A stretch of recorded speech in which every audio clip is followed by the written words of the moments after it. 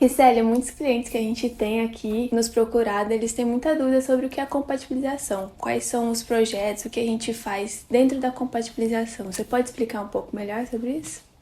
Vamos lá, boa pergunta. Normalmente, o cliente da construção e incorporação, né, ele tem uma expectativa de que compatibilização é meio que um solucionador de todos os problemas possíveis e imagináveis. E na verdade não é, né? Quando a gente fala de compatibilização, normalmente dentro principalmente do fluxo BIM, e aí trazendo mais especificamente para as atividades que a gente faz aqui dentro da Bloco, o que a gente tem feito são basicamente duas coisas. A primeira é a checagem de interferências, onde a gente junta todos os modelos, vem o modelo em BIM da arquitetura, de estrutura, de instalações, faz toda essa união dos modelos, faz várias seleções de cada um dos elementos construtivos, né, pilares, paredes, portas, janelas, e faz uma checagem de interferências físicas. Então, por exemplo, pode ser que uma janela esteja batendo dentro de um pilar. Então isso, dentro de regras automatizadas, né, diz o que é para o software, o que é que ele vai verificar, como esse exemplo que eu dei, por exemplo, janela versus pilares, tubulações versus vigas, e o software vai achar problemas ou não, né, em cada uma dessas solicitações de checagem, e a gente vai gerar um relatório, vai consolidar isso e vai entregar para os projetistas e vai cobrar que eles sanem aquelas pendências. Beleza, essa é uma das análises que a gente faz na compatibilização, que é a checagem de interferências. Existe uma outra análise, que é a análise de construtibilidade, que essa é uma análise mais genérica e normalmente ela tem uma efetividade tão maior quanto a lista de premissas de análise de construtibilidade que aquele que o nosso cliente tem. Então, por exemplo, tem cliente que não gosta que tenha um interruptor atrás de uma porta, então, porque fica ruim, né? Quando você está entrando no ambiente ali, você tem que fechar a porta para poder atender o interruptor. Tem cliente que não gosta que o condensador do ar-condicionado esteja em cima de uma televisão, porque pode ser que dê um vazamento naquele ar-condicionado e pingue água na TV. Então, essa análise de construtibilidade ela tem que seguir também alguns parâmetros pré-estabelecidos de análise, né? Porque aí já é uma análise que não é, pelo menos dentro do fluxo que a gente tem trabalhado, existem softwares mais avançados que podem ser criados essas regras, mas as ferramentas que a gente tem utilizado hoje, elas não têm esse nível de complexidade. Seria, na verdade, para usar essas ferramentas, seria um trabalho bem mais complexo, quase que de programação. E o que a gente tem feito hoje é uma análise de um humano mesmo, que vai navegando lá pelo modelo, procurando esses problemas. Então, é basicamente essas duas coisas.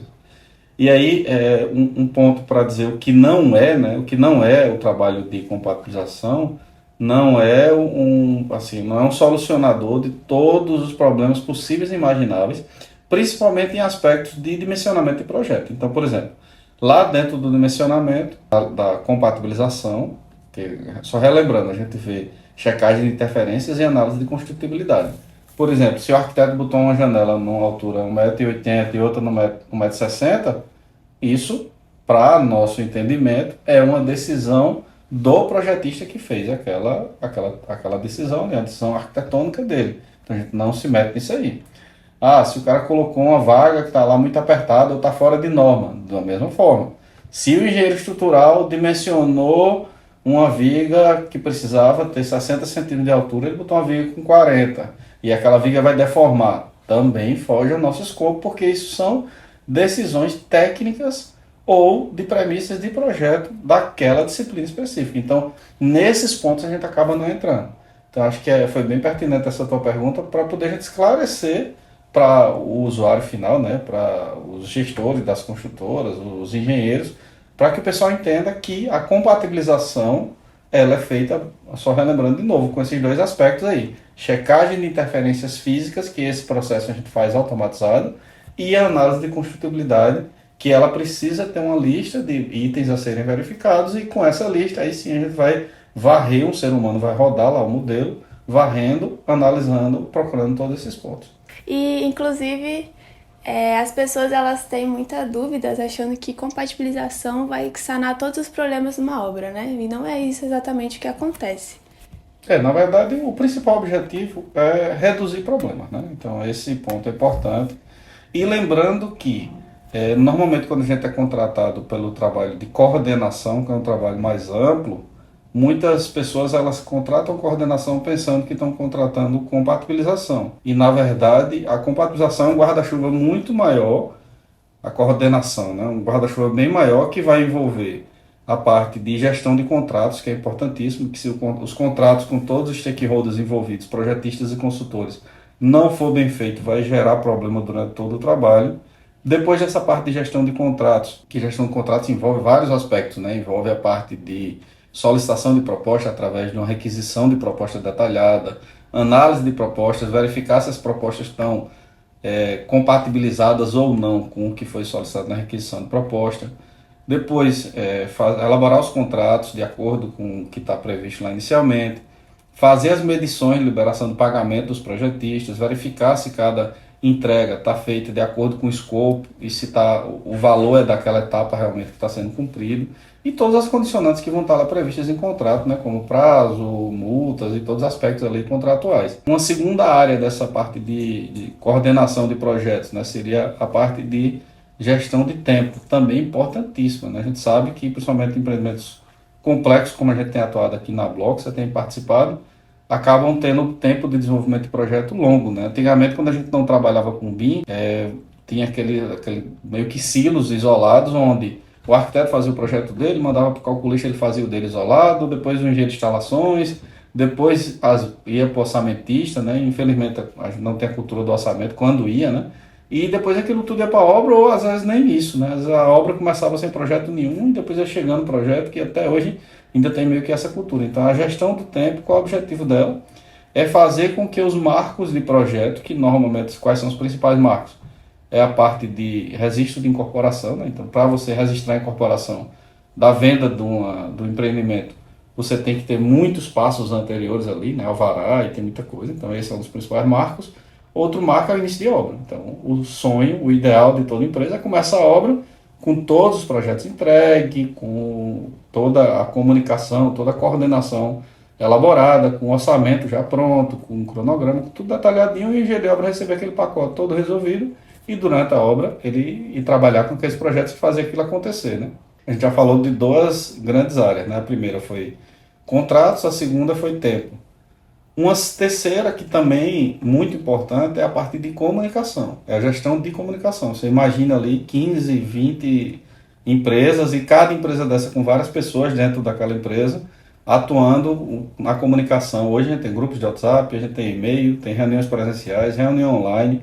Então todo esse diálogo, se você não tiver alguém que está preocupado em condensar essas informações, organizar aquelas informações ali, e saber o que cada um precisa fazer depois desses diálogos, dessas reuniões, e estar disparando ações, e depois verificar se aquelas ações foram feitas ou não, isso acaba se perdendo, né? Existem pesquisas que falam que problemas de coordenação são normalmente 70%, 80% dos problemas em qualquer gestão de projetos. Aí, quando eu falo projeto, no aspecto mais amplo, não de projeto de arquitetura e engenharia, né? Do negócio como um todo. Então, assim, essa terceira área de atuação é bem importante, essa parte de comunicação. Existe uma quarta área, que é a parte de gestão de escopo, então gestão de entregáveis.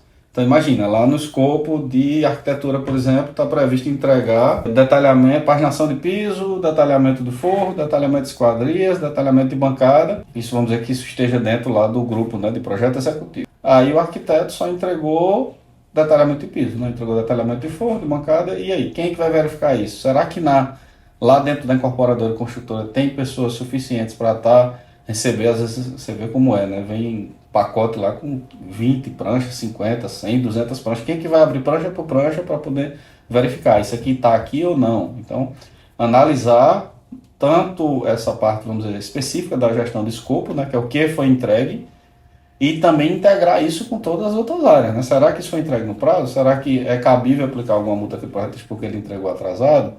Então, todos esses aspectos, lembrando de novo das exclusões do trabalho de coordenação, né? Que é, por exemplo, a gente acaba não entrando dentro de aspectos para dizer, vou pegando aquele exemplo lá, de paginação de piso, o arquiteto entregou a planta de paginação de piso, beleza. Mas será que o lugar que ele definiu para começar a paginação do piso é o lugar correto? Aí, nesse ponto, a gente não entra, porque isso aí é uma decisão específica da arquitetura. Claro que se o cliente, que é o dono, né, do projeto, ele não gostar daquela tipologia, ele tem mais do que o direito de dizer, para o arquiteto lá, ele diz, eu não gostei daquilo ali, solicitar que ele ajuste aquele projeto, E aí sim, essa solicitação entra como uma demanda na nossa fila de gestão de entregáveis.